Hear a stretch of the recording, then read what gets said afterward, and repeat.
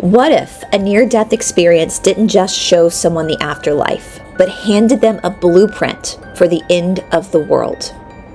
In Visions of Glory, we're introduced to a man known as Spencer, whose alleged near-death experiences reveal societal collapse, spiritual hierarchies, and a chosen few remnant meant to survive what's coming.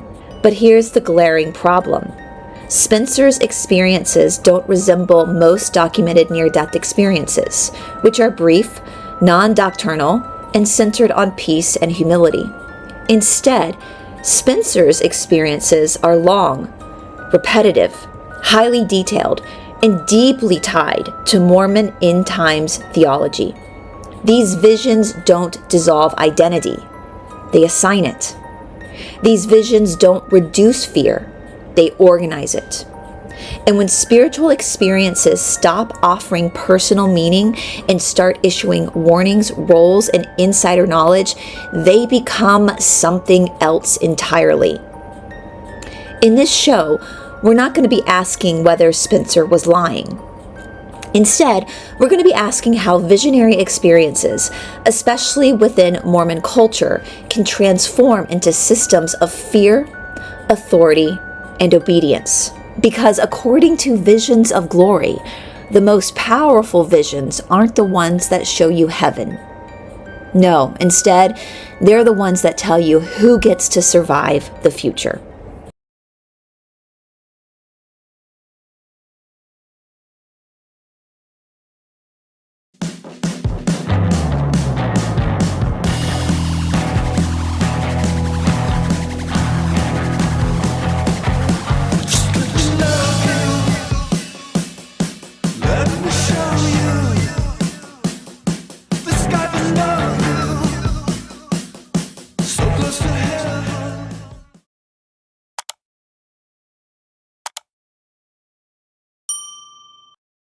Before Lori Vallow Daybell became a household name, she was deeply immersed in a world of apocalyptic Mormon literature.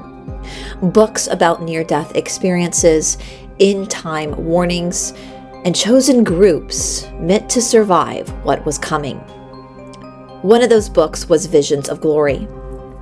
Friends and family members have said Lori didn't just read it, she studied it, discussed it, and treated it as a kind of spiritual roadmap. The book described catastrophic collapses, spiritual warfare, and a righteous remnant prepared in advance for the last days. And here's where it matters. Visions of Glory doesn't function like most near-death experience accounts. Instead of emphasizing humility, peace, or personal transformation, it presents highly detailed prophetic narratives, spiritual hierarchies, and insider knowledge about the future.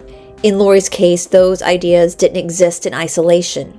They blended with fringe end-time communities, preparedness culture, and eventually the teachings of Chad Daybell, who claimed his own visions, rankings of souls, and divine authority.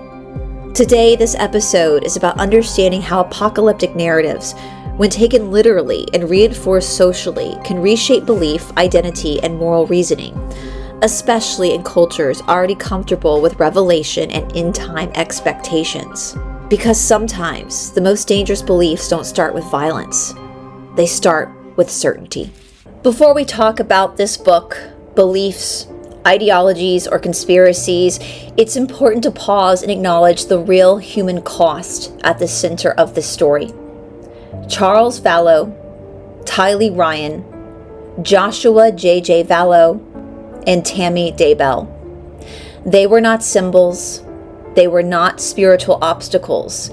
They were not a part of prophecy. They were people, children, a mother, a wife, a husband, an uncle, whose lives mattered independent of any belief system someone else adopted. When discussing Visions of Glory or any apocalyptic text connected to this case, this video is not suggesting that a book causes violence. Ideas do not pull triggers. People do. And responsibility for these crimes lies fully with those who committed them. What we are examining is something more difficult and more necessary. How certain belief frameworks, especially when they are taken literally and reinforced socially, combined with personal authority claims, can distort moral reasoning to the point where other people's humanity is no longer recognized. In the belief world that developed around Lori Vallow and Chad Daybell, concepts like chosen, dark, or unredeemable began to replace empathy, accountability, and love. The shift did not begin with violence, but it ended there. Centering the victims means refusing to romanticize visions, prophecies, or spiritual certainty when they are used to excuse harm. It means remembering that no revelation, no warning, and no imagined future ever justifies the loss of innocent lives. As we move forward in this analysis, the purpose is not fascination, it's understanding. Understanding how belief can go so terribly wrong. Understanding how warning signs are missed. And understanding how to protect real people in the real world from ideas that strip away compassion. This discussion is offered with respect for the victims, compassion for those impacted, and a commitment to keep their humanity at the center of the story. Hello, everybody, and welcome back to Esoteric Atlanta. I'm here with your favorite ex-Mormon, Lorene. How you doing today? You make quite a impact. I don't know if you've seen all the comments, but you are very beloved. You have a powerful voice over your show on baptism for the dead. So we're excited to have you back. Thank you. I'm so excited to be here and talk more about this stuff. I've been feeling that push for a while and so excited to be here. Thank you for having me. Well, we're blessed to have you here. And you guys, if you missed the episode for baptisms for the dead, I will tag that down in the description box below. Not necessary to watch it before this, but it just gives a more of a different perspective of one of the rituals that is performed in the very occultic religion. They're all occultic, but we'll say like Mac Daddy, like the Mormons, they're extra, aren't they, when it comes to... Well, it's funny that you say Mac Daddy, because Mac is actually the line of Emma Smith's family. And yes. Oh, that's interesting. Yeah. So... Well, you guys, we're going to be doing lots of parts to this, because I was telling you this morning, Lorraine, that I heard somebody say that they described Mormonism as fan fiction for Christianity. And I thought that was a brilliant description, because mainstream Christianity, I'm a never Mormon, never Mo. She's ex, I grew up Presbyterian, and we are downright boring compared snooze fest compared to what the Mormons get up to. So we're going to be looking at through the lens of the occultic. We're going to be doing an analysis as lay people. We're not like Lorena, we're not like academics. I mean, I do a lot of research into the occult, but I'm not like we're lay people, and we're looking at the obvious, and we're doing it through the book Visions of Glory. This is just the introduction, guys. We're going to be doing lots of parts to this. Now, for people, I was telling you, Lorraine, that this book sat in my cart on Amazon for years now. I wanted to get it to read it, and I just did not want to give them money. And I finally broke down and bought it, and I thought, you know what? $10 extra isn't going to make or break them. And I need to see this for myself in order to talk about it to my audience. And hopefully me purchasing this will help, if that makes sense. And we'll read it so you don't have to. But you are familiar with this book, because this is super LDS. Like, this is not mainstream Christian. So what is your experience with this book, Lorraine, before we get into it? I have not read it myself, but I've looked at all of the recaps, especially on like Mormon Stories podcast with John DeLynn. They've done a couple roundtables on this book and really went into depth about it. I also found this book on my mom's bookshelf, and she said that she was borrowing it from my sister. And so I had a little bit of some panic inside of me, because I had known the background of the Daybells and all the Mormonism and the prepper groups and everything about this book. I knew some of the history. So I'm hoping to borrow it from her so that I don't have to buy it also, because I think I do need to read it also. But I've done a lot of research about it, and it's very interesting. It's very troubling. And I was telling you, I've got notes all in this book. Like I am been ripping this book apart. And I have also too have watched a lot of the recaps of this book. And for those who don't know, this book was seen with Lori Vallow Daybell, who obviously is a convicted unaliver of her children, which is and her ex-husband and Tammy and potentially others. We don't know. That's who she's been convicted of. We also know that with the Ruby Frankie, Jody Hildebrandt, this was a big teaching.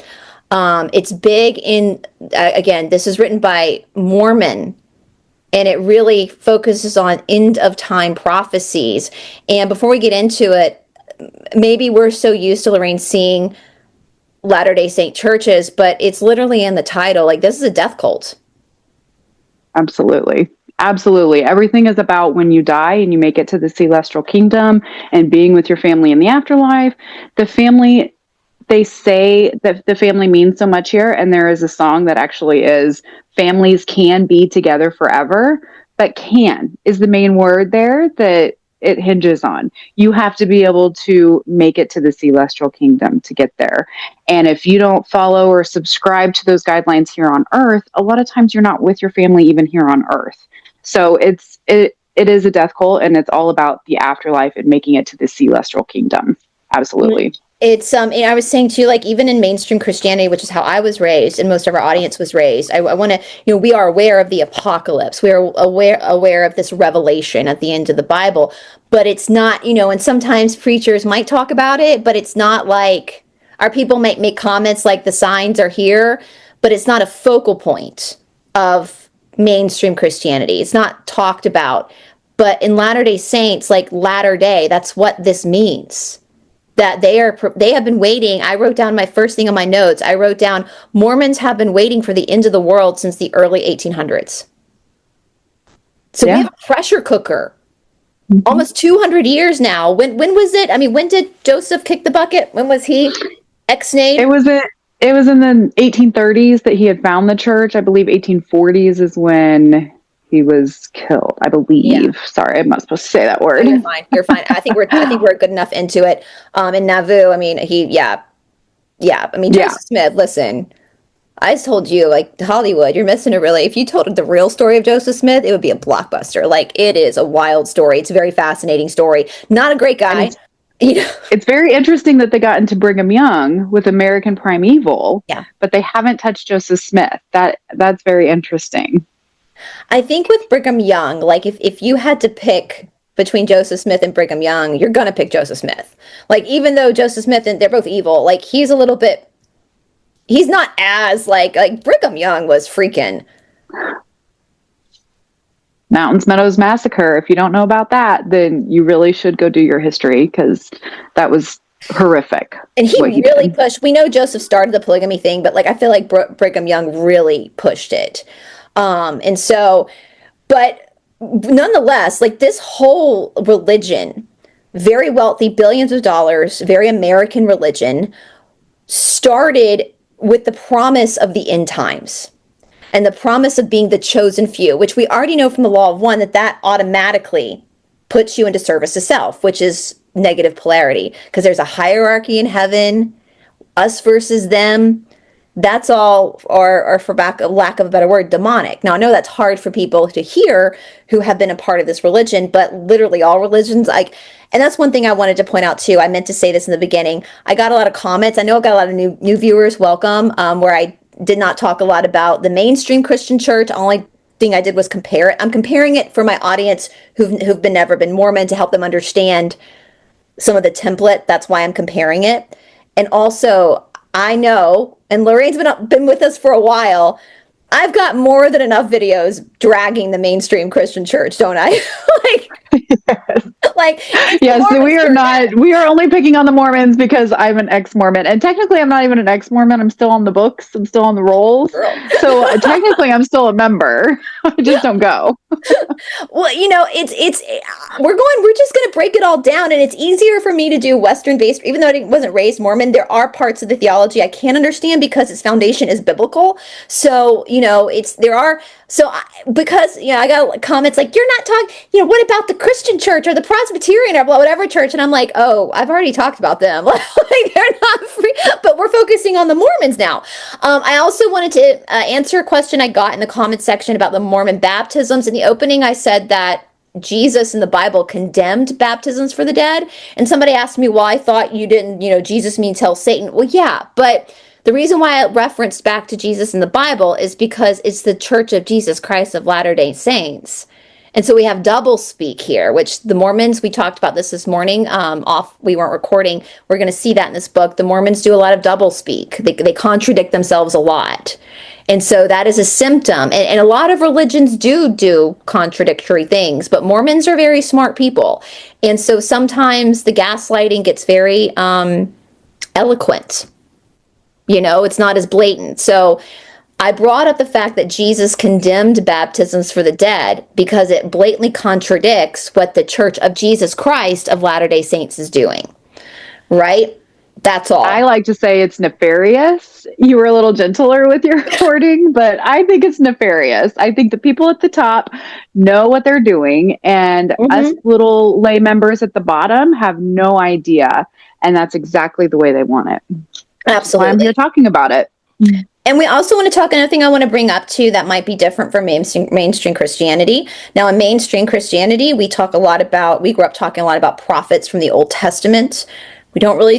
Mainstream Christians don't really focus on any modern day prophets, though. That's more for the specialized fan fiction religions like Jehovah's Witnesses and Mormons.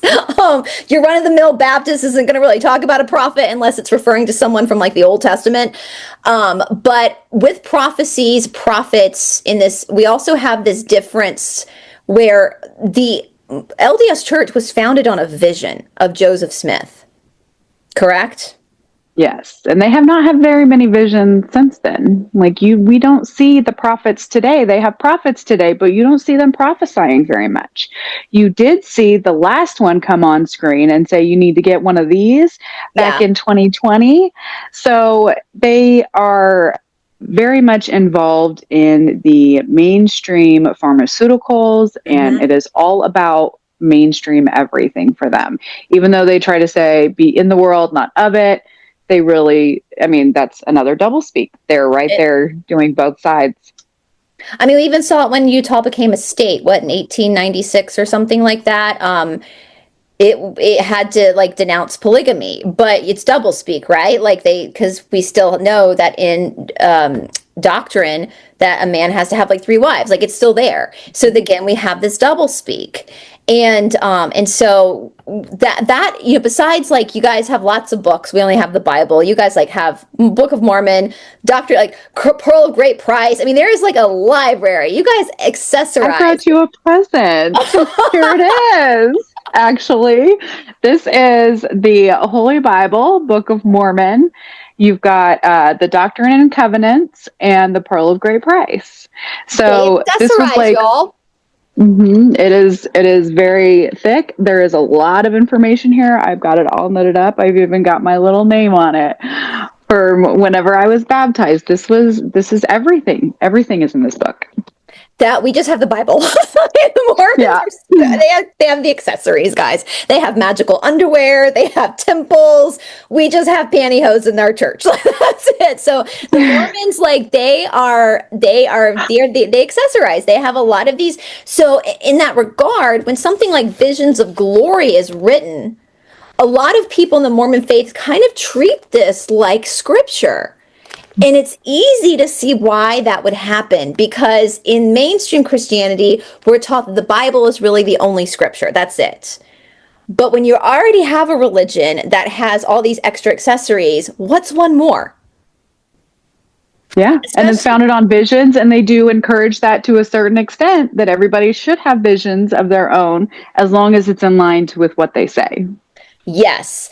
And so what's, and this is where, and guys, again, like, I don't think, I mean, I have a whole thing on King James. Like, y'all, I'm just comparing it for comparing. I'm not saying that the Bible is, I mean, listen, the Old Testament, those guys, if you read it without having any like claim or ownership as your religion, they were terrible people. Like, let's just be for real. Like, they were horrible. Abraham was a horrible person, Brigham Young level horrible. Like, so I'm not saying that it's actual, like, this is the word of God. Like, no, but I'm just giving a comparison of, like, this is why in mainstream Christianity, we don't have things like this. Even though they do terrible things, they don't have things like this because it's not accepted. It hasn't been accepted. But for almost 200 years now, this has been accepted in Mormon doctrine. And so it's easy for people to become influenced by this bullshit. Excuse me. Sorry, Spencer, but it's bullshit. And I kind of wanted to go through with you for today a little bit of the forward and a little bit of a talk that Spencer, sorry if you guys hear Robbie barking, that Spencer gives at a talk called Unblog My Soul Reunion. Just to kind of show some things. Well, first of all, I want to show you guys, I showed Lorraine, I was digging around because I was like, what's Unblog My Soul? And I found the website. Building Zion in our hearts and homes. So, Unblog My Soul. The mission of this blog is to further the cause of Zion through the written and spoken words, to be a reflection of the love of Christ and his glorious plans for our day, and to help us walk in the light providing by, and it goes on. Okay, so it's an LDS website and organization. Well, then I went to John Pontius. Now, oops, my computer does this from time. Hold on one second. John Pontius, he is no longer with us. He passed away soon after this book was published, but he's the publisher, the writer, the author. He basically took Spencer's, which I think his name is Tom Harrison, the name's already out there, and put his visions into a book. So John Pontius is really the catalyst for getting this nonsense out. Now, John Pontius, I was like, I sent you a voice message this morning. Unblog My Soul was created by John Pontius, beloved son, brother, husband, grandfather, father, well-known LDS author and speaker. He was born on May 12th of 1952 in Moscow, Idaho. Now, again, this could very well just be coincidence, but we just had a really big unaliving in Moscow, Idaho, the Idaho 4. Brian Koberger has taken the fall. And I'm not saying he's innocent, but I'm saying, and you can go to TikTok, there's so many people on TikTok breaking this down, there's more to this than meets the eye, the Moscow 4. And I personally, in my opinion, believe that the Mormon Church is also behind that as well. And I find it very interesting that this dude, is from Moscow, Idaho, and he is responsible for getting Visions of Glory out to the public. I told you off camera, I don't know if I've said it on camera yet, I believe this book is a grimoire. Grimoire is a spell book. That's what I believe this book is. Now, with that being said, I can absolutely see that. In the introduction, now a book is a book. It's not, it's people have to be, Lori and Chad, and honestly, I think Zulema, the Melodies, there's more people that are in this coven, I'll say it, coven, that got off. I think Lori and Chad became the fall guys. I think they should all be in prison, honestly. I think they absolutely should. I don't know why they're not, because there's plenty of evidence to prove that they knew exactly what was going on. And that's worrisome, that a child is about to lose their life and you do nothing to stop it. Like, I don't think those people should be walking amongst civilized human beings. But I absolutely agree. They are responsible. They are responsible for their actions. A book is not responsible. However, for people who cannot control themselves and are easily influenced, this becomes the catalyst. So, is there anything else you want to add to that before we get into it? No, let's get into it. I'm going to go through some highlighted stuff in the forward, guys. So he starts off saying, this is John Pontius writing, Visions of Glory, one man's astonishing account of the last days, is an account of Spencer's 3, count them, 3, near-death experiences and years of subsequent visions of his yet future journey through the latter days. y'all. Sounds a Really? lot like Chad. Didn't It he start does, having right? multiple NDEs there at the end? And let's talk He wrote about a couple books also. exactly. And let's talk about statistics. There are roughly 7 billion people on the planet right now. Less than 5% of the human population has an NDE. But this dude had 3. Chad had 3. Now, and I'll just briefly talk about this. I had looked it up and I sent it to you, but we don't even really need to go through all of the points because it's very simple. What we're going to see in these near-death experiences of Spencer's is, I'm looking to see if it's here. Okay, is his near-death experiences are nothing like reported near-death experiences. My grandfather, who is no longer with us, had an NDE. When I've talked about it, when he was in his 40s, his NDE was identical to all the other reported NDEs. And we're going to get into next time, probably get into chapter 1 where he talks about his first NDE, because it's a very same setting as my grandfather's, but very different. My grandfather had a heart attack. They rushed him to the hospital. He remembers being above his body, listening to the doctors and the nurses talking, and then he saw a light. He walked into the light. He said it was beautiful. He felt at peace. He claims he saw Jesus come down. Jesus said, "Ed, it's not your time. You got to go back now." Ed argued with Jesus and said, "I don't want to go back. I like it here." He threw my grandmother under the bus. He was like, "She's got this. She's fine." And oh homeboy, Jesus was like, "You got to go back." And then he woke up in his hospital bed. And the doctors didn't quite believe him at first until he repeated what they had said after he had flatlined. And then they were like, "Well, slap my ass and call me happy. You were dead, technically, when we talked about that." And my grandfather, now I only knew him post, I was born after this happened, but he made it his mission, like in the community. He would, whenever someone was dying, he would go sit by their bedside and tell them about his experience and tell them it's okay. He never feared death. It made him a very jolly person. He was a very loving person. He spent the latter part of his life, like really serving the community and like really giving back. And that is when I put it through to analyze. I'm going to see if I can find it. Analyze Spencer's near-death experiences compared to normal near-death experiences. It was very different because they said most near-death experiences do give a sense of harmony and peace, whereas Spencer's is very much one of fear.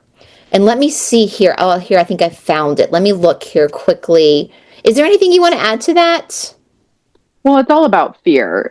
Since you mentioned that, like it's all about fear and control. And with the Latter-day Saints, following X, Y, and Z in order to get to that highest level of heaven.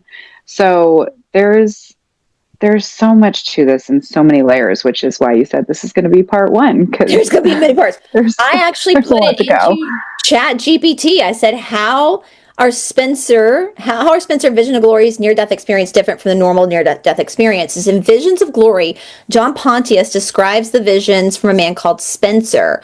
The reported near-death-like experiences, NDEs, differ in several important ways from what researchers typically call classical or medically documented. The differences aren't subtle. They are structural, theological, and psychological. So typicals are usually brief, which was what my grandfather had, very brief. Often one major event. He had a heart attack. He was in the hospital. We hear that there's a whole docu-series. People fall off from climbing. They get, car wreck. Something happens. They have the experience and they come back. Fragmented but emotionally vivid. Yep. Limited narrative. Death, transition, return. That's it. Spencer's experience, repeated over 2 years, extremely long, cinematic, and detailed, structured like an ongoing prophetic storyline, contains sequential missions, briefings, councils, and timelines. That's not typical of near-death experiences.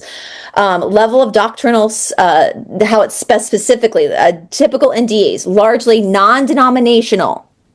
Even though my grandfather saw Jesus, Jesus was just a character there. My grandfather didn't become more religious after that experience. He loved everyone. He became peaceful about everyone after that experience. And I personally believe that when we first pass away, whatever we're comfortable with is what we see. That's my opinion. Yep, I agree. Common themes are love, light, peace, life review. Very similar. My grandfather felt a lot of peace. Rarely endorses a specific theology. Spencer had experiences that are explicitly LDS, premortal council, spirit prison, gathering of Israel, end time cleansings, hierarchical priesthood roles. So this right here, boom, boom, boom. Again, service to self. Anytime you have a pecking order, you're going demonic. Anytime. And the fact that we know from the law of one that demons, or Lizzies as we like to call them, demons, when they first approach, they give you doom and gloom. They don't come, the first thing they do is tell you of horrific things, show you horrific things. You know, apocalyptic, typical NDEs are emphasize unity, compassion, interconnectedness, minimal focus on enemies or judgment, often reduces fear of death. That's exactly what happened with my grandfather. He never feared it. Spencer, heavy on civilization collapse, internal enemies, spiritual warfare, chosen groups versus others. Again, us versus them. We're the special ones. This plays heavy in this book, which is why people like Lori, in my opinion, Lori Vallow Daybell, Chad Daybell, Ruby Frankie, Jody Hildebrandt, plus many others that we probably aren't aware of yet, feel like they have the right to take a life. Absolutely. Yep. And they've gotten their training. They are all in the same area as this. They were all with Tom Harrison, and I really think there's a lot of others. I mean, I wouldn't be surprised if Tom Harrison and Jody Hildebrandt got their training from the same line, because it's all connected. They are all connected with each other, and they are Latter-day Saints. So while this is the end time, they are saints. They are already above everybody else. Yep. It is already us versus them from birth. I was told from birth that I chose to be in a Mormon family because this is the one true way back to God. So I'm lucky to have been born into the one true church. So it's like you're raised in this entitlement, and it takes the humanity out of other people. Absolutely. You don't see them as humans. You see them as they would say with Lori, they zombies. They're dark. Yeah, and we didn't use those terms in like everyday life. It's compounded on that, obviously, with this book and with their teachings, but that light and dark aspect definitely correlates with the LDS teachings for sure. And we see this in a lot of cults, actually. Like, we see it with Scientology, suppressive people, the Cassiopeans, this division of humanity. Fear-based urgency, call to be prepared, separation, obedience. This tone aligns with visionary apocalyptic literature than the classic near-death experience phenomenon. Authority, mission, assignment. I need my glasses, guys. I'll have to find them in a second. I might be missing words here because it's getting a little blurry. I'm a little old now. I'm getting towards my latter days. Typical near-death experiences. Experiencers return with changed values, desire to help others, no claim of elevated authority. That was my grandfather. Everybody loved my grandfather. He was a huge presence. He laughed all the time. He found everything funny. He helped people. He was very wealthy. After his near-death experience, he actually ended up making a lot of money, and he used all of his money to help people in the community. He just became a huge service to others. He built a pool in his backyard, not necessarily for his own grandkids, but for the neighborhood kids, so they would have a place, left the gate open, they can come play. Just very loving. That's what happened to my grandfather. Spencer, though, receives special missions, insider knowledge, strategic information unavailable to others, portrayed as part of a spiritual elite, or AKA a cult. That's what a cult means. Hidden, secret. And that's big in Mormonism, isn't it? Yeah, there's a lot of the whole temple is all sacred or secret. You don't talk about it. Yeah. And it seems like even as we talked about in your last, I think we talked about in your last episode, so many Exmos that I've listened to speak, including yourself, it's like you find the temple weird, but you don't want to say anything when you're a part of it because you think it's just you. But really, you learn everybody's like WTF, right? Yeah, Like because more it's than very culty. It's very cult-like. I'm telling you, go watch the video that they put out, and you'll see it's very weird what they do.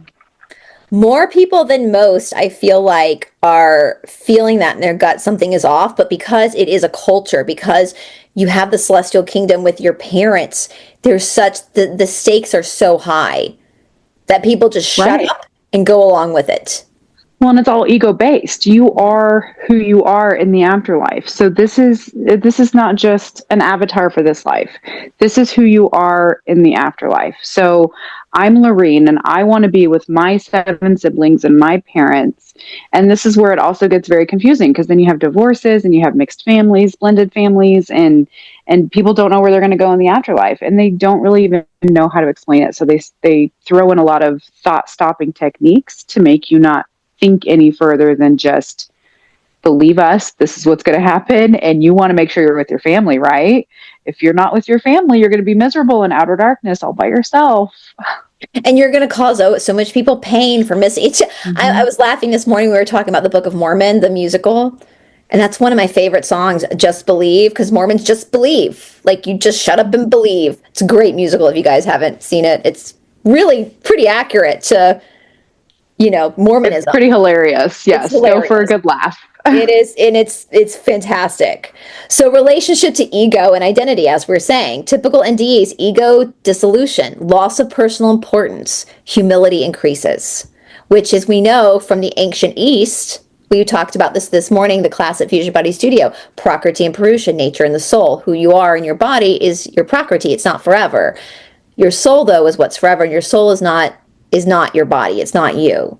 And so that's what happens in typical NDEs is that people dissolve the ego. They understand I'm not Bryce. And so when they come back into Bryce or their body, they're able to use their body to serve others more. They become more humble. Spencer identity is reinforced, not dissolved, as you were just saying. You were chosen before birth. You have a key role. Repeated validation of special status. We know Lori thinks, from what I understand, Lori Vallow Daybell thinks that she's a goddess.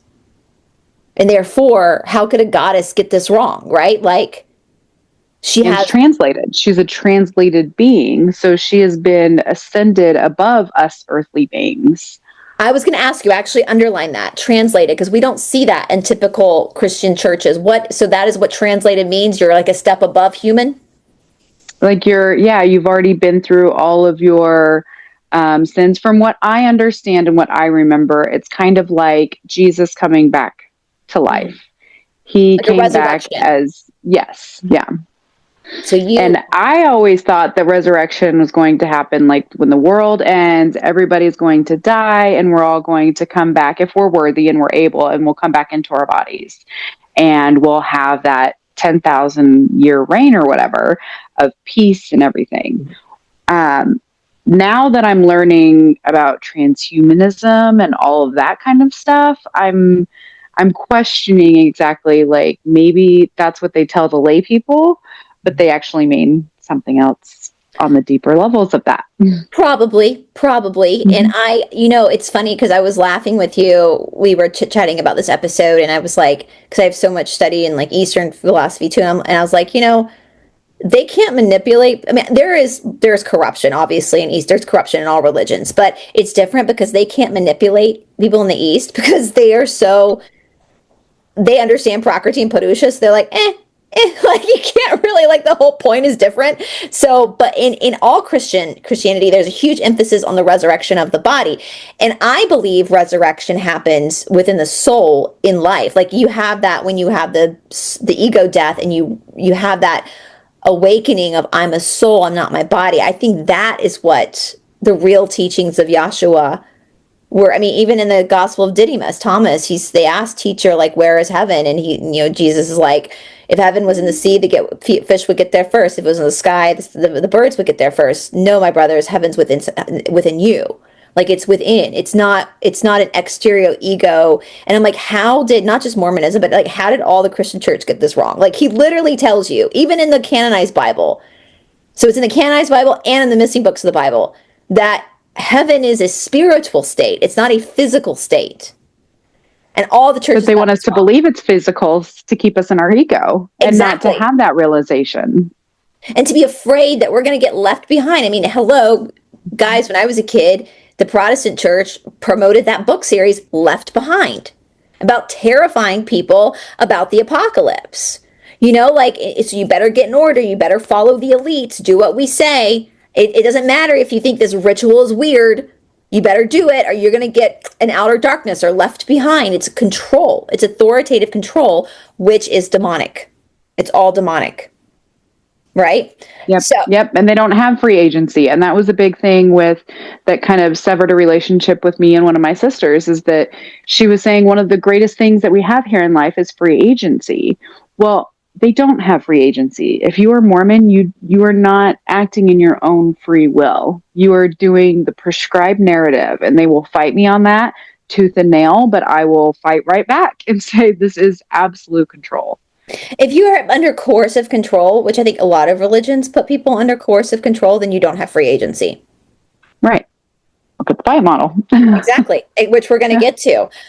Sensory and I'm sorry, guys, I don't have my glasses on. Differences, typical end-day markers, tunnel light, deceased relatives, overwhelming peace, life review, Spencer's account, less emphasis on classical tunnel of light phenomenon, more emphasis on landscapes, cities, maps, war rooms, instructional environments. It's wild. It's crazy, the differences.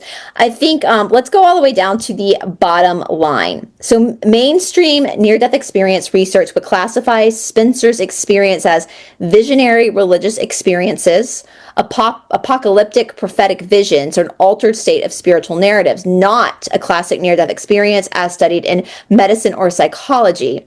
It doesn't mean that it's fake, but it does mean that it operates in a different category with different risk, especially when it's used to predict a collapse, establish spiritual hierarchies, and encourage fear-based obedience. So I think that this is, and we'll get to the bite model in a minute because I want to go back to the book. I think that I have my opinions.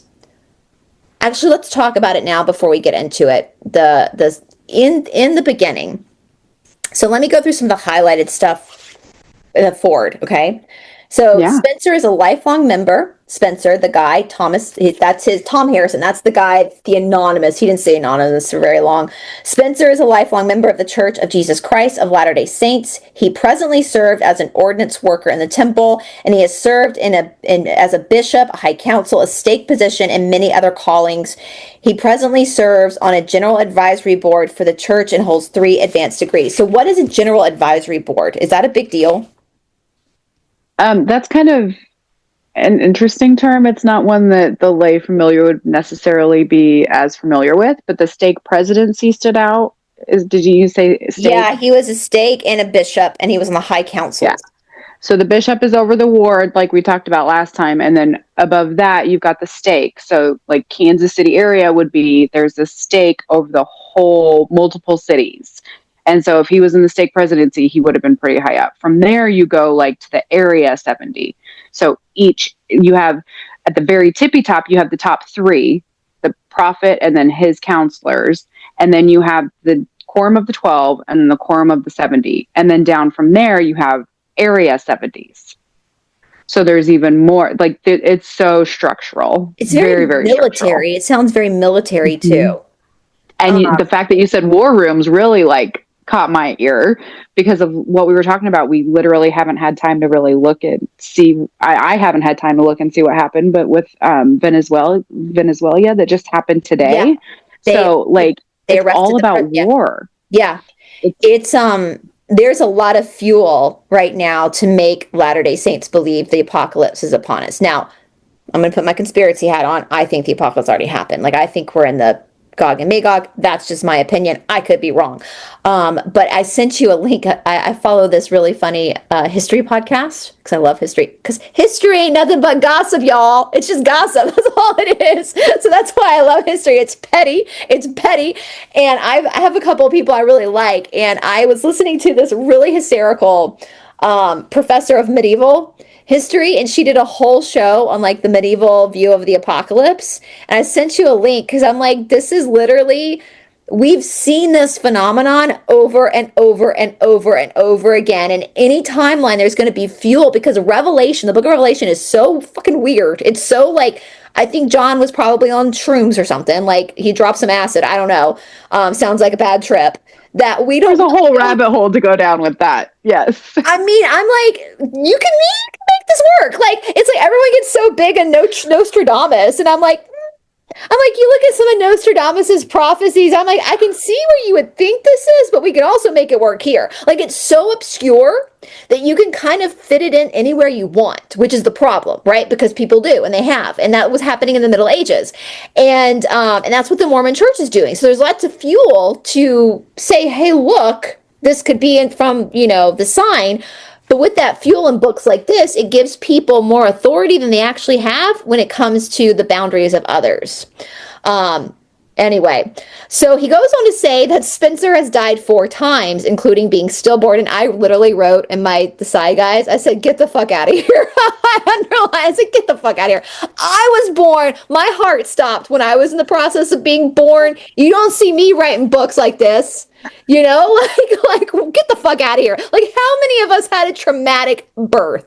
Do you remember it? No, I don't remember it. Like, I didn't even know I had had a traumatic birth until I was like in my 20s. Like, I didn't even know my heart had stopped. Like, I had no idea until I was in my 20s. Spencer once told me, I don't know why the Lord has blessed me with these visions. It just seems as if angels that brought me back to life each time left the door into heaven ajar, and the angels have continued to pass through into my life ever since. Now, this is where it gets super fucking weird, because as you guys know, we've been doing Lou, we've been talking a lot about consent, when it comes to spiritual beings, because I think, Lorraine, we both agree there is a God, there are spiritual beings.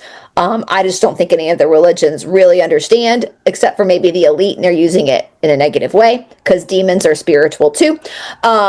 So when we are talking, if a spirit comes to us, if an angel comes to us, we have to ask. First of all, a good spirit, an angel that's of the light, is never going to come to us without our consent, without us calling on them.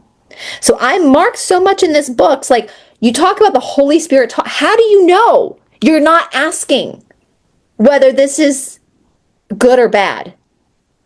You're Very not. interesting that you say that, because at the end of the Book of Mormon, one of the last books, you're supposed to sit there and pray and ask whether this book is true and whether you're supposed to believe. And I do remember reading it one time. I had to read through the whole thing, and I remember getting a weird feeling when I read this part. And I really think it is part of the whole system and everything that ties into what you were just saying. So that's very, very interesting. The grimoire is working. Mm-hmm. So if you've got this freaking visionary psychedelic experience happening to you and you're not on something that would induce it, you need to ask, because chances are it's not something good. It can pretend to be something good, so you let your guard down, but chances are it's not, because you didn't call on it. You didn't ask it to come. And we know from like Lou specifically that even sometimes when you call on angels to help, sometimes they don't come if it's going to intervene with your growth. So it's very rare. It's very rare when a good spirit is actually helping you or presenting itself to you. And so you have to have discernment. I also wrote down, I told you that this morning, 3 of Spencer's visions were classic near-death experiences. The first one took him to his pre-mortal past. The next one took the present and the near future. The third showed him what would happen in the millennium and distant futures. And I wrote this down, A Christmas Story. I was like, hello, Charles Dickens. Like, this has been done before. Like, this is. Have you read the whole book too? Isn't there something about he can feel the energy of furniture somehow? Yeah, that gets into it, which is very hoodoo. That's very voodoo and hoodoo. I'm still, because chapter 1's a doozy. I'm still halfway through chapter 1. It's like half the book. Okay. Which we're going to break it down chapter by chapter. But y'all, that is literally A Christmas Story. That's like Scrooge. If you don't know what I'm talking about, just go watch. They've been many movies made. Like, he's recounting A Christmas Story. And if you haven't seen it, you need to go see Christmas Story. Yes, You need to go see it. yes. You'll be like, oh wait, this sounds familiar. So he says, all right, this is also what John Pontius talks about what Spencer saw Spencer. He did see sweeping visions about the future of North America and the overwhelming events and devastations that would cleanse and reshape this country and parts of Canada. These include foreign invasions, a desperate plague, floods, earthquakes, continental fracture, the dividing of America by a new cannon, the filling of the Gulf of Mexico by new land masses, changes in weather, and the constellations of heaven, the return of the 10 tribes, the miraculous return of the saints to build the New Jerusalem and temple, the gathering of the elect, the miracles of the millennium, the mission of the mighty power of the 144,000, and the final celestialization of earth and the end of the millennium. Now, again, what do we say? Lizzie's demons, that's how you know they're demons. What's the first thing they show you? Even if they're standing there all beautiful and handsome, they're showing you catastrophic events. Angels don't do that. Demons do. Because that fear, they get in with that fear and that guilt and that control. Because honestly, looking at all that stuff's been happening to land masses since Earth was created. We've seen continents change, fault lines change. That's just kind of, it sucks, but that's just kind of what happens. So, yeah. I also wrote yikes. Another reason for reason why Spencer decided to use a fake name, and we know it's Tom Harrison, is because he holds a degree necessary to work counsel children. And I wrote, yikes. Yikes. That is scary. I did not see that. He's a therapist for kids, this dude. That is, like we were saying earlier with Jody Hildebrandt, when the LDS pushes a therapist, it's usually a therapist you really do not want to go to.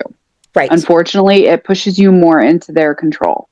And it just is bringing so many thoughts to my head right now about MK Ultra and all of that stuff too. Like, we are prime suspects as Mormons for that, because we've already been accepted and acknowledged and accept that one cult or high demand religion, that it's very easy to fall into another one and go along with something else that's not real. Well, and when it's your culture, it's also your perception of reality. And so if you're so young and you haven't had the experience of seeing different cultures or meeting different types of people, if you're from Utah, same can be said for people in like extremist Islamic countries. When you don't have another perception, this is what you know of reality. And so to think outside of that is a stretch. And when it's getting pounded on you, I mean, in the Christian church too, they do have like Christian therapists they'll recommend, but it's nothing like the Mormons. Like nothing like the Mormons. No. The Mormons have you singing popcorn popping on the apricot tree when you're 2 years old. So that cognitive dissonance is like deep inside my brain, and I literally work on it every day. It's so interactive. Like I cannot get over how interactive. I mean, I'm not a lazy person. Like I'm very, that's exhausting though. Like everything, I will have to give the Mormons credit for that. Like you guys have some fucking energy. Like you are hard workers. Like I will say. Put your shoulder to the wheel. It's another one.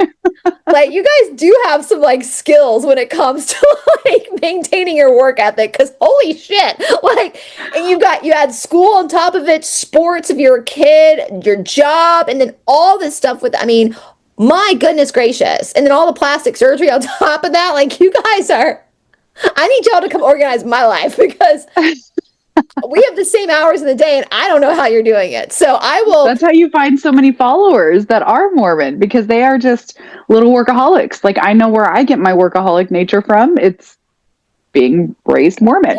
You have to, or you're going to get left behind in outer darkness, girl. Hop, hop. Right? I will say, cults don't look for stupid people. People who get sucked into a cult are usually highly intelligent. You don't want a stupid person working at your center. You want a highly intelligent person, a personable person with charisma. So I've always said that Mormons are very smart people. They're beautiful people. And again, I know as far as most religions are concerned, the run-of-the-mill person, great person. They don't know they're being used for this nasty shit. Like you said, charismatic. It is very, I had that smile on my face the past probably about 6 years. I haven't been smiling as much out in public and stuff, just because I've been going through so much internally, but that was like, you always put that smile and that happy face on. Everything is perfect and lovely and wonderful, whether it is or not. That is just how you are trained to do life. It's like the what is the keep sweet, the fundamentalist? Keep sweet. Keeps obey, keep sweet and pray. Which kind of loosely translates, it sounds like, into mainstream as well, because you're supposed to smile and just look like it's fine. It's like that Friends episode. It's fine. Like, it's fine. I just realized my shirt says Black Rock. I don't want people making conspiracies, guys. It's a literal mountain we hike. I just realized that looking at the camera. We were in the mountains for the whole week, and I ran out of sweatshirt, so I had to go buy one at the gift shop. So it's a literal, like, it's not that Black Rock. You can look it up, Black Rock Mountain in Georgia. It's an actual. So I just want to make that very clear. You know, people come up with their conspiracies. Literally, I'm not that exciting. I'm not. I literally noticed that earlier and meant to say something and just forgot, because it's been so crazy for me today that I love that. It's a cute shirt, though. I had to. The other ones were really ugly and looked like grandmas would wear them. So no offense to grandma. So I got this one. And I was like, it's Black Rock Mountain. It's a mountain in Georgia, guys. It's not that Black Rock. It's an actual mountain we hike. You can look it up on the Google machine. We have pictures of Ravi hiking the mountain. That's where we do like our 10-mile trek. Is on Black Rock. But I was like, oh shit. Listen, I can't even keep up with the Mormon schedule. The elite, the Illuminati doesn't want me. I can't even keep up. I find that exhausting. So anyway, new year, new energy, and new you. This year, you're not chasing a version of yourself. You're building one. Welcome to Fusion Body Studio, where movement meets mindfulness, strength meets softness, and your body becomes your greatest ally. If you've ever said, I want to feel stronger, I want to move better, I want consistency without burnout, this is your sign. At Fusion Body Studio, we blend low-impact cardio, high-impact cardio, walking classes, mobility flows, somatic healing, bar fusion, bar for men, yoga, and active meditation into classes that support your real life. No extreme pressure, no perfection culture, just intelligent movement, nervous system regulation, and practices that actually stick. Whether you're rebuilding, refining, or completely reinventing your routine, there's space for you here. Start 2026 with momentum, not guilt. Move your body without punishing it. Train flexibility, resilience, and focus together. And to make it easy to begin, we have a New Year special just for you. At checkout, use code NEWYOU26 in all caps, NEWYOU26, and get 40% off a one-time purchase at Fusion Body Studio. That's 40% off your reset, your consistency, your future self. This isn't about becoming someone else. This is about coming home to your body, home to your soul with clarity, strength, and confidence. Fusion Body Studio. Move with intention, train for longevity, start the year aligned. Use code NEWYOU26 today. Your new year starts now. Let's get back to the show. All right. Well, he goes, and I even marked, but did you ask? He goes on to say, call Spencer now, because you need to call him. I knew it was the Holy Spirit. And I said, but did you ask? Did you ask? Are you here for unconditional love of others? No, that's not something you do. No. Yeah. Any of those good feelings, and that's what it is. If it's a good feeling, then, which is so double speak now as I say it, because if it's a good feeling, then it's from the Holy Spirit. If it's a bad feeling, if it's negative, if it's conflict, then that is Satan. So it's very easy to fall into these cycles of that positive attitude and not do anything negative about anything. Like, even when something is really something that you should talk about, like abuse, there is major abuse coming out right now. Absolutely. And if you go to floodlit.org, you can see so many cases that are happening. And it's because if you talk about those negative things, you're talking about Satan, and you shouldn't do that. So anytime And we learn in the Eastern philosophy and yoga, like friction is a good thing. Like anytime you're uncomfortable, it's actually a good thing because it's forcing you to pay attention and do some No, hard. you're supposed to express those down. Push those feelings down. Just smile. Just it's Brush fine. under It's the fine. rug. It's fine. Yeah. Yeah. So I also put I highlight this is John Pontius again. He's saying I understood most everything he was speaking about. After a while, I felt the Spirit strongly say that he was describing things he had seen but not fully understood. I finally asked, "Do you know what these things mean?" So he's asking Spencer, and he looked innocent and replied, "No, not really, not at all." I explained what little I understood of the visions under the consideration, and he wept joyously, confessing without any evident pride or self-consciousness that he had been searching most of his life for the meaning to his visions that I had just suggested to him. We spoke for the remainder of our first couple of hours together of these things. My understanding and his visions fit hand in glove, giving both of us a far broader understanding. We both were filled with the Holy Ghost in a great degree, even while we received it in wonder and astonishment. And I wrote, this is how the Lizzies spread their work, manipulated emotion. So instead of 100%. questioning, are we crazy? Did we both eat a mushroom from Black Rock Mountain that made us see things?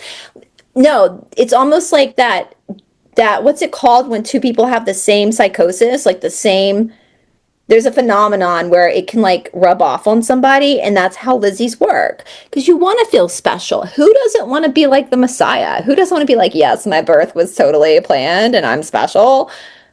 And this is making me think of testimony meeting. I don't think I've told you about this. Every first Sunday of the month, there is testimony meeting. And this happens across the board in every sacrament meeting you ever go to or any LDS congregation. If you go on the first Sunday of the month, it's testimony meeting, which is basically open mic for Mormons. And people will get up there and say some crazy ass shit. Like, it is wild, some of the things that they will tell you over the pulpit. But it is to reinforce those feelings of, I know this church is true. Joseph Smith was a true prophet. Like, it is very scripted for little kids. And then as you get older, you get these visionaries and these people who say that they have talked to the Holy Ghost to tell you this and this or that. But it is very, I know this church is true. I know Joseph Smith was a true prophet. I'm grateful for my family. I love the Lord. In the name of Jesus Christ, amen. Like, that's the adult sitting there whispering to the kid every first Sunday of the month. It's very, very one up each other. Like, my vision's better than yours. Does it just get grander and grander and more grandiose? Yeah, until something like this happens and they have to like rein it back a little bit. But you have like, Jody and yeah. I kind of feel like we should go. And since it's open mic, like, get up there and just start singing like Total Eclipse of the Heart and be like, oh, this isn't karaoke? Like, Four Non-Blondes. We gotta go sing Four Non-Blondes. What's up? Exactly. Like, I kind of like, I thought this was open mic. Like, what are y'all talking about visions? Like, I thought we were going to sing some karaoke. Like, it's a Four Non-Blondes joke. What? I'd be like, as a newcomer, I'd be like, what drugs are you taking? Because they sound fun. Like, whatever, so. But I can just see it, like the one-upping of like, if you're a religion based on importance, like, obviously I'm more important than you because my vision is grander than yours. Like, it's all ego. And like I was saying with the hierarchical stature, like there's the area 70 before you get to the quorum of the 70 where you actually get paid to do what you're doing. Good Jesus. Well, it's also spiritual manipulation. I highlighted his words transported me to places I could see in my soul as he described them. Spiritual manipulation is big in cults. Big in cults. He said, I will ask Father, meaning God, most earnestly, and I will be very interested in his, meaning God's response. Once again, how do you know who you are talking to? How do you know? You're not clarifying, because the Lizzie's will. Because you feel good. Yeah, it feels good. If it makes you feel good. Rum makes you feel good too, There are lots of things. Can't drink that. I know, lots of things in this world that makes you feel good, but aren't necessarily great for you. So, okay, so this is where, and we'll probably end on this subject and then pick up again on this subject, because this is a big one for me. The apostolic friend. Hope I said that right, because there's lots of extra in Mormonism, like layers of people. All right. So he talks about in Mormon Stories with John Dehlin. I told you I started watching their stuff. And it's like they get to a point, and we're talking about this offline as well. I see this in the Scientology community as well. They get to a point where they cap it, where they're trying to expose the church or expose Scientology or whatever it is, but they only go so far and then they cap it. And if you go further down the rabbit hole, you're crazy. This is what I feel like, and I don't know how I feel about John Dehlin. I enjoy Mormon Stories podcast. I've heard people think he's controlled opposition. I don't know. I think he's giving a great platform to people who need to tell their stories. Yes. His podcast literally has helped me really like unlock some of the things that I was struggling with because I was so indoctrinated and so programmed. I had no idea. So the stories and the platform that he has created is phenomenal. Yes. But I agree. There is a certain level. He has talked about being related to one of the prophets. So you wonder, it just makes you question, are you controlled opposition? Maybe a little bit. But there's also like the whole satanic panic. I've never heard them talk about they don't want to touch that subject. Right. With the 10-foot pole. So I've heard people say he doesn't believe in SRA, which I kind of go back and forth because obviously it happens, like obviously. And I think that's what happened to Tylee and JJ. We're going to get to that in the ongoing with this visions. I think this is promoting SRA. For those who don't know, that means satanic ritual abuse. Now, and please go check out Kresha, which hopefully Kresha and I have been talking, do some shows with Kresha as well. JJ's aunt, I'll put her, she's done a huge, and she's a never Mormon, but you're watching this, Kresha, you're amazing. Yeah, she is. And listen, I was never a Mormon. I just find this shit fascinating. You're coming out of it, but the New World Order literally walked up to Kresha's front door. So, bless her, not bless her heart in the Southern way, but literally like bless her for like not just following the narrative and being like, she's very smart. Kresha is very smart, very aware. And she's done a lot of research. Put a lot of my pieces together through some of the stuff that she has researched. So yes, absolutely. Yes. She's an asset, and I will do anything I can to promote her channel because she's done so much work. And I know she's talked about the SRA. With John Dehlin, I go back and forth because human beings are complicated. And he is a therapist.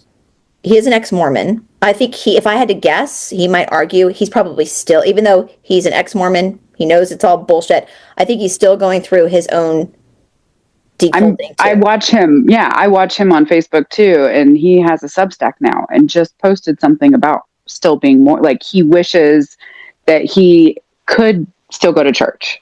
Like right. His family doesn't feel the same way, but he still does. So it is very complicated. It's complicated. So. And so just because I think sometimes SRA is so horrific, it's so horrific that to accept that A, it does exist and human beings can do this to each other, and B, to accept that something you have loved and have good memories of is heavily involved with it. Sometimes people, even though they're aware of cognitive dissonance, they just can't go there.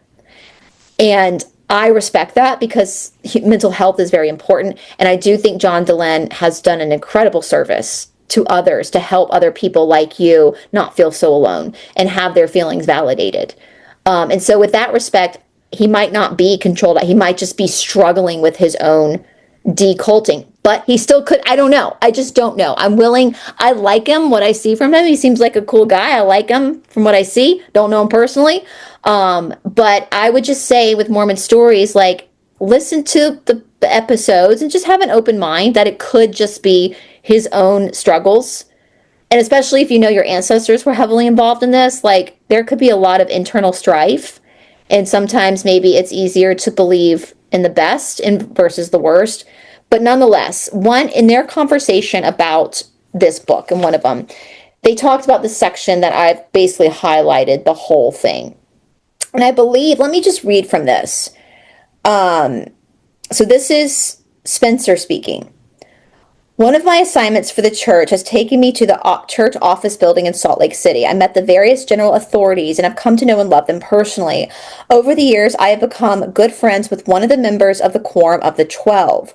We became personal friends, and we have, as he was inclined to say, broken bread together and spent wonderful times visiting on numerous occasions. Ballard, M. Russell Ballard, not to I'm be thinking confused that's with Tim Ballard, Tim, which we but can do a whole show on Tim Ballard. Truthers, don't couple. praise him. He's a follower of this as well. One evening while alone with him, I was prompted to tell him one of my experiences. He listened with great interest and then concluded by telling me it was from God and that I should treasure it up in my heart, write it down, and not speak of it until the Lord told me to. He also counseled me, sorry, I don't have my glasses on, guys, counseled me not to try to interpret the meaning of it. He said, when the Lord wants you to understand it, he will send someone to give you the meaning. But until then, it is God's will that you keep these things to yourself and don't try to interpret them without further revelation. All right, so basically what's going on is, and I pulled up, you have a few minutes left here before I know you have to skedaddle, but I wanted to, because we don't have this stuff in mainstream church, the Quorum of the 12. That sounds so kind of cool, but I know it's kind of scary. We don't have that in like the the mainstream church. And Church of Jesus That's Christ. how they decide who's going to be the next prophet. So they actually just lost one where he was set in line. He had been in the Quorum of the 12 the longest, and it's kind of like whoever's been there longest is going to be the next prophet. They said Holland was the one who just passed away. So these are like 12 dudes that basically control the cult. Mm-hmm. Yep. They are special witnesses of Jesus Christ to the world. They hold I cannot speak, priesthood authority, sealed only in the first presidency. They over the global mission of the church. They oversee everything. So they're like the warlocks of this cult, basically. Now, church leadership follows, basically it's not election. It moves in succession. Most major, what you just said, they become the president. They from LDS perspective, the Quorum of the 12 represents ongoing revelations, restored priesthood authority. Now, I went and said, what is the priesthood? Because we don't have this in the Presbyterian church. We just have a bunch of alcoholics who want the preacher to be done by noon because we got lunch reservations at the country club. So anyway, priesthood authority, especially in the LDS Mormon context, means the claimed right and power to act in God's name, not just spiritually, not just personal spirituality or moral influence. So it goes down into it. Now we don't. So basically, you're acting as God. You're given that authority. So this is where, and we're going to pick back up with this next time too. John DeLynn in Mormon Stories, they were like, maybe I'm paraphrasing the way they kind of said it. It was they do very long format shows. Like maybe it's like this guy in the Quorum of the 12, Ballard, was like, yeah, this is great, bro. You got it. You're good. That's where they capped it. I think there's more to the story. I don't think it's just two friends. One just happens to be a bigwig, sitting around getting to know each other because they live next door to each other, and they're shooting the shit over dinner. No, it is all connected in so many ways that we can't even begin to comprehend on a lot of levels, which is why we're doing this, so that we can try to comprehend it. It is that Utah is the beehive state. Okay, so if you look into bees and the beehives, that will also help you understand why, because it is a hive. It's a hive mind. It's a cult. It's a coven. It's a I'll leave it. So when this guy Ballard does pass away, this apostle of the 12th, this is interesting. This is Spencer speaking. He says, "Oh, that one already did. That the one I mentioned earlier, M. Russell Ballard, he has passed away." Yeah, so I think it's this one because this was, when did he pass away? It was right around the whole Tim Ballard scandal starting to come out. So just a couple years ago. So this was rewritten for the Quorum. They don't name him in the book. So this high, for my vocabulary, come at me. This is my opinion. High wizard warlock in this satanic cult, death cult, Something is happening with this Spencer guy who's having these visions, which they're not near-death experiences. We've already clarified that. There's something that's happening. Whether it's Spencer's psychosis, whether it's done through witchcraft and temple rites, that he's seeing these things, I don't know. Narcissism, or whether it's, I don't know. But it's not near-death experiences. That's not what's happening here. We've already clarified that. I believe that Spencer, Tom Harrison, believes what he saw. How he got to that belief, I don't think he's making this up. I think it's too detailed for him to make it up. How this happened is where I have a big question mark. What happened between him and this Quorum of the 12 guy? What was going on? We talked about MK Ultra.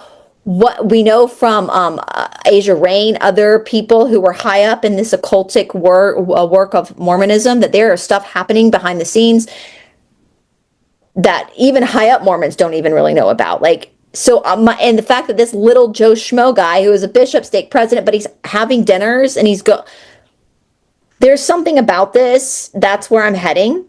But after this guy passes away, the wizard, for lack of a better word, my opinion, I mourned his death for months. At times I had no desire to eat or sleep. I found it hard to function properly. I was sinking into depression. Then one night I was awakened by someone standing beside me. It was about 2:00 in the morning, and I was just suddenly awake. I sat up and realized that a heavenly messenger was standing beside my bed. The same messenger had conducted me through many prior visionary experiences, and yet I never knew his name, nor was I allowed to ask it. I moved as if to get out of bed, and instead of stepping back to allow me to do so, he just smiled. Now, that sounds a lot like one of Joe's visions of Moroni, right? Mm-hmm. When Moroni came in. He didn't move his lips, but he spoke to me in a way that I had become familiar with while in vision, telepathy, where the information just flows into my mind and heart in my visitor's voice. I'm able to answer back the same way, but most often I forget and ask my question out loud. He said Spencer, and I knew why he had come, because my dear friend, the apostle, had asked him to. This is a Lizzie, guys. This is a demon. This is classic demonic. I think it's in fairness to Spencer, whether he's I have some questions about narcissism. When we get to his story, it was a little narcissistic in some certain areas of the book. And again, his name is Tom Harrison, Thom. If you want to go look this guy up, he is I don't know what his actual license is, but he's supposed to be helping people. And I don't think that's really what it is behind it. No, it's very, again, as you said, very Jody Hildebrandt. Mm-hmm. And he is the writer, the inspiration of this grimoire, in my opinion, that Jody Hildebrandt followed, that Lori Daybell followed, many more. So the Avow group, I don't know if we've mentioned them or not, but I have their website pulled up. Group called Avow that is where Chad and Lori and Julie Rowe, if you haven't heard that name, that's another name you can go look up and research. She's the scariest in all of them. Oh, God. She is something. That's for sure. I was actually watching Colby. You said something earlier. Colby has a channel, which is Lori Vallow Daybell's son, although he doesn't claim her anymore. He was doing an episode on Hawaii and how he reframes memories to be good, because she can't take everything from him. And I don't know why that popped in my head, but it did earlier, and I wanted to bring it up because it's really important that when you do start to understand all of these things and you start to break it down, it can be very traumatic and very hard. So you have to reframe any of those memories that you get and take back the good in them. Don't let them take everything. Two things can be true. I say that a lot. You can have really good experiences and a beautiful childhood and a beautiful Mormon community, while at the same time there's evil shit happening behind the curtain. Doesn't mean you're bad. And it doesn't mean that those, we say that with music too. So many people in the truther corner of the internet want us just to stop listening to all these rock bands. And I refuse to, because what these musicians do in their own time is their own business. But I have good memories of dancing with my sister to my parents' 70s CD, not CDs, albums, records. I'm not gonna give up everything just because, remember, darkness can't create anything. Only the light can create. And so I think that's really important. And Colby, bless his heart, because he lost everything, his whole family. Can you imagine your mom? annihilating your whole entire family. Like, I can't even, and he was so young, I can't even, my heart goes out to him. I don't think he's a practicing Mormon anymore. I think he's mainstream Christian now. Is that true? I think I believe so, yeah. kind of pulled him out of that. Which I'd rather someone be mainstream, even though I have problems with mainstream Christianity as well. It's not as the average lay person is not going to be, you know, you're just going to go to your hour service on Sunday and then to lunch at the country club. Like, that's basically all you're going to do. And so I'm going to leave it there. We haven't gotten to the unblog. We'll do that next time. Guys, this book, when I got the book in the mail, I thought it was a lot thinner than it is. I could probably write my grandfather's near-death experience on one page. This is a little much. Well, they got to get that double speak in. You got to have it on both sides. So you got to really work on that cognitive dissonance and put in both sides so that everyone is just very confused and reeling. Exactly. Now, with that being said, you guys, don't bother Tom Harrison. I go back and forth. Like I said, I don't know if he's a victim in this as well, or if he actually, I kind of lean to him being a bit of a victim, like he's being used. But he was probably born into the system and made to do what he does. What's happening. We had people ask, that's been a huge question for us to ask Lou about near-death experiences, and I wanted to clarify we are going to do that. I just wanted to get through this first so we can do it all as one episode, because what this is, in my opinion, is not an NDE. This is not an NDE. This is something entirely different.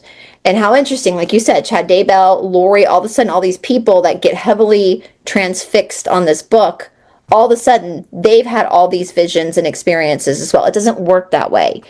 Only 5% of the human population has had an NDE, and it happens after a major event, like a car crash or a heart attack. Like, there's major stuff going on. It's not just, I fell asleep and died and came back. No, that's not what happens. That's Lizzie. Now I know where the furniture was made and the tree, what the tree thought for 1,000 years before that. Exactly. Wild. Oh, yeah. That's wild. That we're gonna get to that too, about him all of a sudden knowing all the petty gossip about people. Like, I'm reading this, I'm like, you're worse than the church ladies when they pray for people. They gossip by praying out loud for people. Like, this is the same. You're gossiping, bro. You're doing a girly move right now and gossiping. So again, you guys, I know you have to hop off, Lorraine. That's part one.